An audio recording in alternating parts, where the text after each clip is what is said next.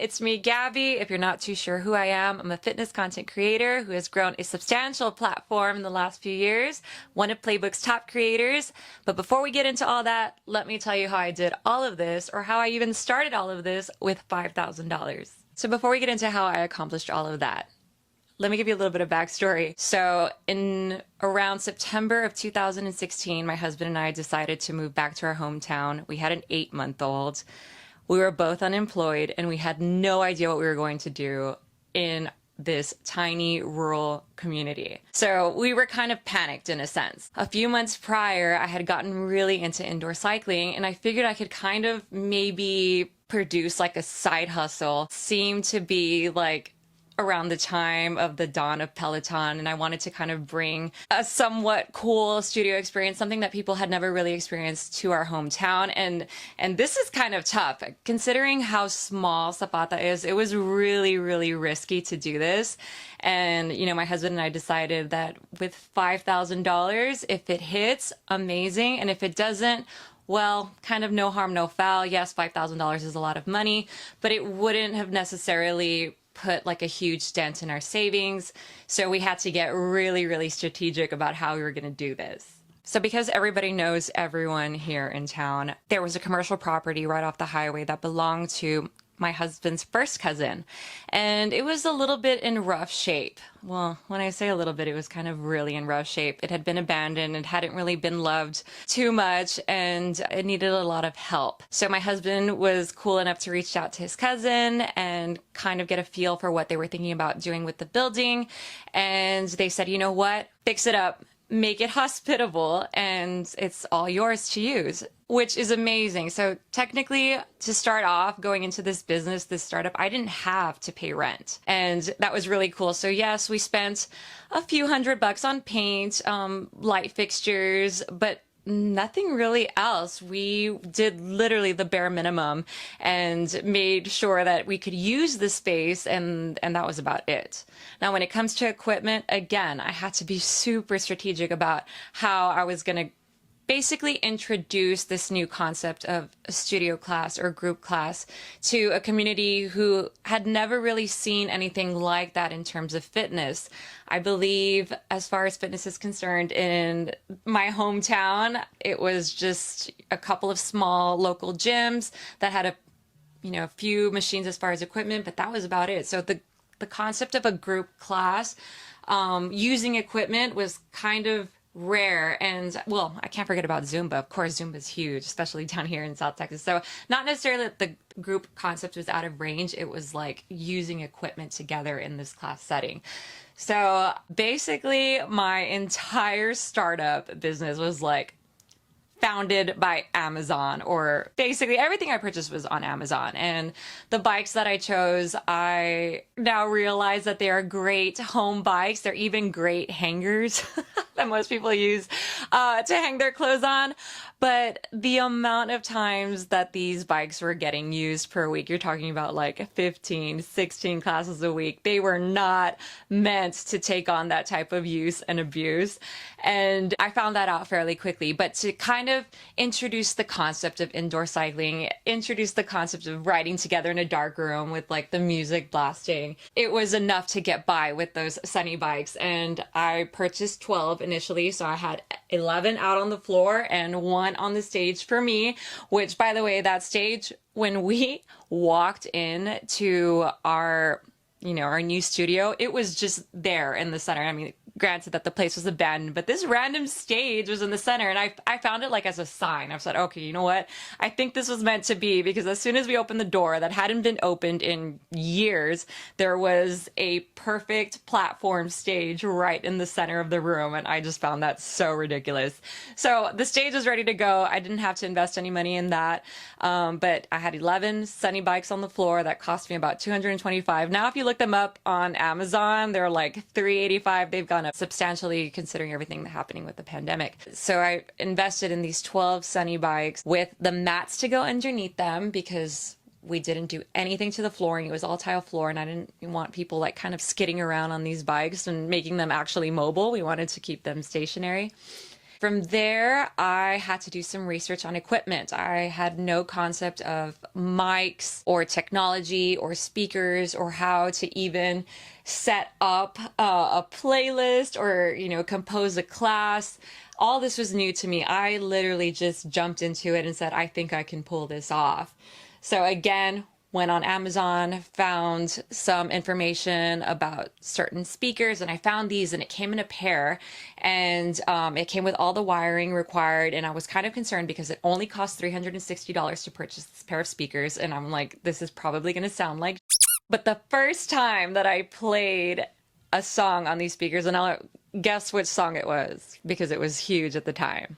Yes, you guessed it, Side to Side, Ariana Grande. So as soon as I played that song in my new space, it was like chills all over my body. They sounded so crystal clear. I was crazy impressed by these speakers, and I use them to this day, believe it or not. So we're talking almost 7 years later. In addition to that, I knew I needed to make sure that the audience could hear me clearly in this space. So I went to Google, researched the best mics, and I found these Shure mics, and apparently everybody uses them in the fitness group or group fitness setting. So it is still the one that I continue to use today with its transmitter. I think altogether that cost me about $250, hooked up perfectly to my 360 speaker pair set, and it sounded impressive. I laugh now because I can't get over how I looked out with that like speaker combo mic transmitter situation. It worked out perfectly. Now, if you've ever been to a cycling studio, or if you've seen my videos, the vibe is obviously what's important too. And now with my budgetary constraints, I couldn't really invest too much on vibes. So I took to Amazon and I found these really cool, like, I guess, pot lights, colored pot lights, and they were $24 each. I bought 4 of them, and I literally plugged them in, placed them on the ground, and shot the purple light up. This became iconic for my cycling studio, which happened to be the first indoor cycling studio in South Texas, which I am very, very proud of.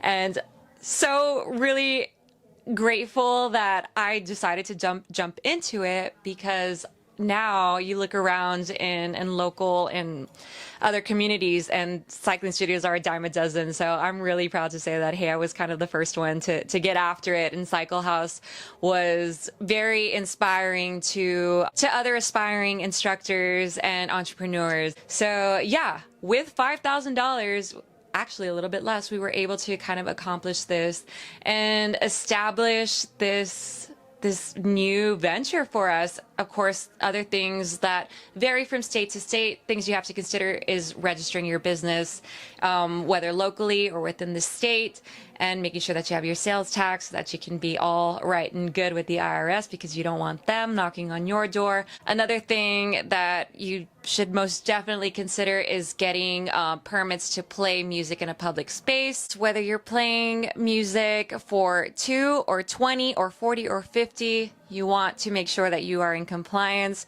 with playing music in a public setting. I pay yearly to something called BMI. I kind of have to pay twice because now I own a boutique gym that's kind of attached to my cycling studio. But again, depending on location, you want to make sure that you are in compliance, because it is not fun to have anybody knocking on your door saying, hey, you cannot play music in a public space without our permission. So yeah, BMI is the company that I basically pay a permit to. So depending on how big you want to launch this thing or start up this thing, I literally did the bare minimum, but I did want to have some sort of like logging system and a way to keep track of revenue and clients and kind of establish like a customer base. So I went with a software called Mindbody.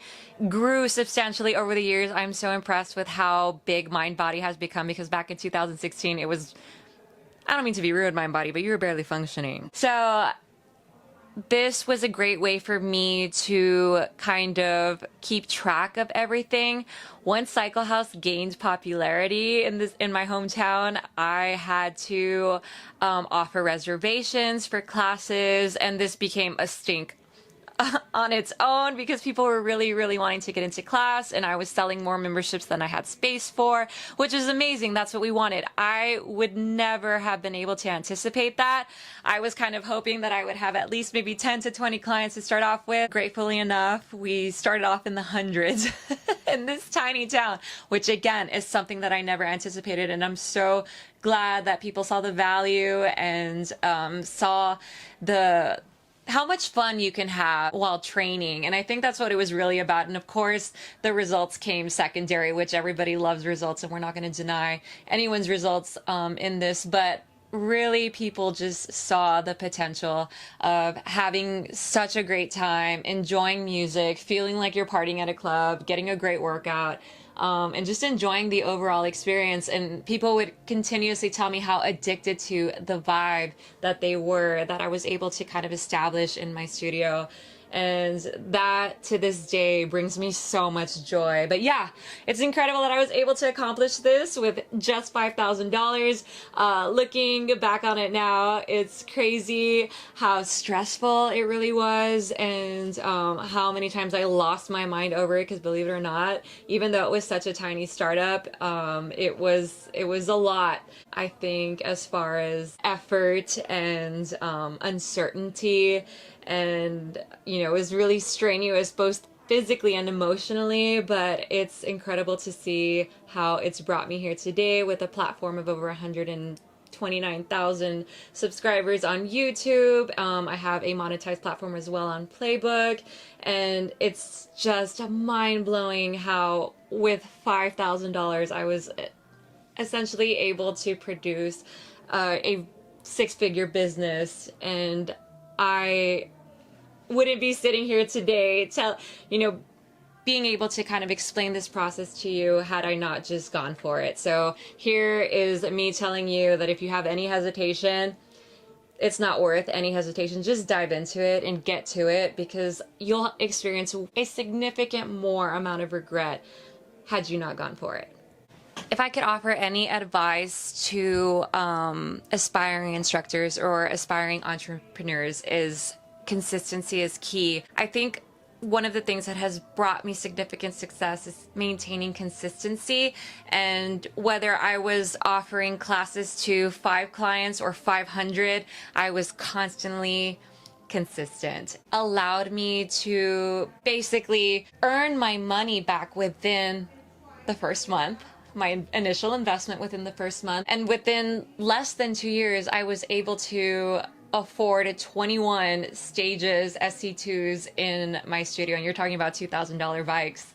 And 21 of them. Given that our world has changed drastically within the last 2 years, I still firmly believe, and I can confidently say, that there will always be a need and a space for a physical group setting for indoor cycling. Virtual cycling is amazing. Things like Peloton exist for a reason, but nothing comes close to comparison when somebody physically goes and experiences the vibes, feeding off the energy of one another.